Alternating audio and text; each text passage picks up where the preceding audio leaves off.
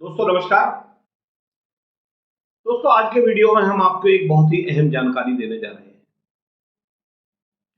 अक्सर देखा गया है कि कुछ दबंग किस्म के लोग या भूमाफिया किस्म के लोग गरीब और कमजोर लोगों की संपत्तियों पर कब्जा कर लेते हैं, या तो उनसे वो धनेटते हैं उस बहाने, या उनकी संपत्ति को हड़पने का पूरा प्रयास करते हैं।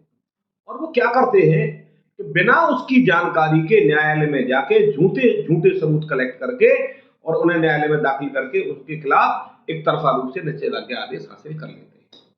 और जैसे ही उनको निषेधाज्ञा आदेश प्राप्त हो जाता है, वो उस जमीन पर कब्जा कर लेते हैं और जमीन का मालिक बेचारा दर दर की ठोकरें खाता रहता है और अननेसेसरी उसे एक मुकदमे की तरफ जाना पड़ता है। तो दोस्तों आज के वीडियो में हम यही एक अहम जानकारी आपको देने जा रहे हैं। मेरे वीडियो को शुरू से अंत तक देखें, आपको बहुत अच्छी जानकारी इसमें मिलेगी। और अगर मेरा वीडियो आपको पसंद आए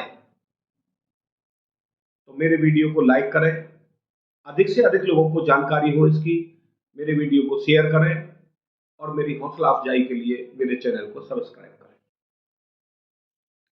दोस्तों आज के समय पर भूमाफिया और दबंग किस्म के लोगों का बोलबाला है। गरीब और कमजोर व्यक्ति न्याय के लिए दर दर भटकता है। अक्सर देखा गया है कि दबंग और भूमाफिया किस्म के लोग किसी की जमीन पर अवैध रूप से कब्जा कर लेते हैं या कब्जा करने का प्रयास करते हैं और उसकी बिना जानकारी में झूठे सबूत कलेक्ट करके, यानी कि या तो झगड़े वाली संपत्ति पे जाके अपना फोटो खिंचवा लेंगे, या कोई झोपड़ी रख लेंगे, या अपने पशु बांध देंगे और उसकी फोटोग्राफी या वीडियोग्राफी करा के और न्यायालय में सबूत पेश करके और उसको बिना सुने बाला ही बाला एक तरफा रूप से निषेधाज्ञा आदेश हासिल कर लेते हैं।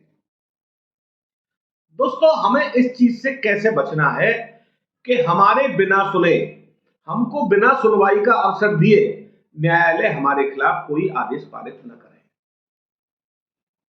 दोस्तों इसका एक स्पष्ट प्रावधान सीपीसी में 148A के तहत दिया गया है। उसमें कहा गया है कि एक एप्लीकेशन देनी पड़ती है कोर्ट में 148A के तहत, जिसको कैविएट के नाम से भी हम कहते हैं कि भाई कैविएट लगा दीजिए। तो अगर हम कैविएट लगा देंगे तो निश्चित रूप से जो विरोधी पक्ष है वो एक तरफा निषेधाज्ञा आदेश हमारे खिलाफ प्राप्त नहीं कर सकता। माननीय न्यायालय कोई भी आदेश करेगी तो हमको बिना सुने कोई भी एक तरफा आदेश पारित नहीं कर सकती। अब इसको लगाते कैसे हैं कैविएट को? सबसे पहले हम क्या करते हैं, 148A के तहत एक एप्लीकेशन वकील के माध्यम से कोर्ट में दीवानी न्यायालय में लगाते हैं। अब उसमें क्या क्या हमें लिखना चाहिए? सबसे पहले जो कैविएट लगाता है उसको कैविएट कर्ता बोलते हैं और एप्लीकेशन में सबसे पहले न्यायालय का नाम होगा, कैविएट प्रार्थना पत्र संख्या और किस सन में हम लगा रहे हैं। उसके बाद में द्वितीय चरण जो कैविएट लगा रहा है, जो प्रॉपर्टी का ओरिजिनल मालिक है, जिसके खिलाफ दूसरी जो अपोजिट पार्टी है बाला ही बाला निषेधाज्ञा आदेश प्राप्त करना चाहती है, वो कैविएट करता अपना नाम, पिताजी का नाम, उम्र, अपना एड्रेस लिखेगा पूरा। उसके बाद बनाम शब्द लिख के वर्सेस में जिन जिन लोगों से हमें आशंका है कि ये हमारे खिलाफ कोई आदेश न्यायालय से हमें बिना सुने प्राप्त कर सकते हैं, उन सभी लोगों को प्रतिपक्षी के रूप में कायम किया जाएगा। उनके सभी के नाम, उनके पिताजी के नाम, उनकी उम्र और उनका पता उसमें लिखा जाएगा। उसके बाद में प्रार्थना पत्र के अंदर क्या चीज आनी है?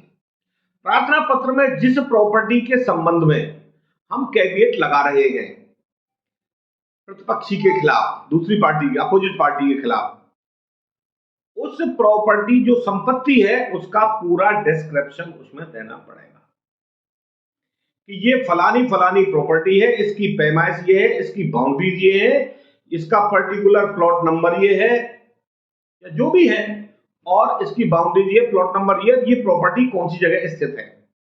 और उसमें ये स्पष्ट लिखना पड़ेगा कि हमको जो जानकारी हुई है या हमको अंदेशा है कि जो प्रतिपक्षीगण है, जिनके खिलाफ हम कैविएट लगा रहे हैं, वो हमारे खिलाफ न्यायालय में बाला ही बाला यानी ऊपर ही ऊपर हमें बिना जानकारी दिए कोई मुकदमा दाखिल करके और न्यायालय से एक तरफा रूप से निषेधाज्ञा हासिल करना चाहते हैं।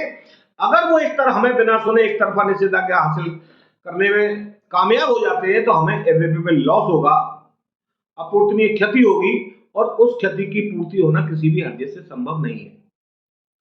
लास्ट में जो प्रेयर होगी दोस्तों हमारी कैविएट में, उसमें यही होगा कि माननीय न्यायालय से निवेदन है कि अगर इन प्रतिपक्षी गणों में से सभी के द्वारा या किन्हीं के द्वारा या किसी एक के द्वारा कोई भी दावा हमारे खिलाफ दायर किया जाता है और उसमें कोई निषेधाज्ञा यानी स्टे लेने का प्रार्थना पत्र दिया जाता है, तो माननीय न्यायालय से हम प्रार्थना करेंगे तो उस पर सुनवाई करने से पहले या निषेधाज्ञा आदेश जारी करने से पहले कैविएट कर्ता को सुने जाने की कृपा करें।